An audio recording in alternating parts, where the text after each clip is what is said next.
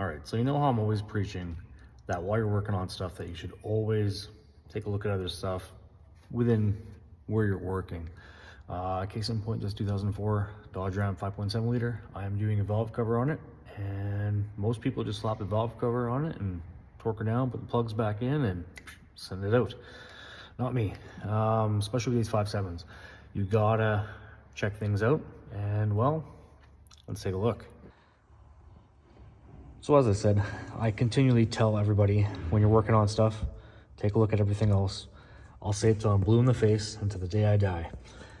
And it's a good thing to do. You know, you're doing a proper job for your customer and you're catching other things. You're not just upselling something, you're giving them a proper repair and less comebacks, because if it does come back, they're blaming you. Simple as that.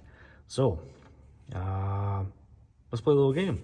One of these things ain't like the other thing. One of these things is pooched. So, we've got our rocker and we've got our push rod. And there is clear evidence of it being worn out. See how that's kind of just folded over?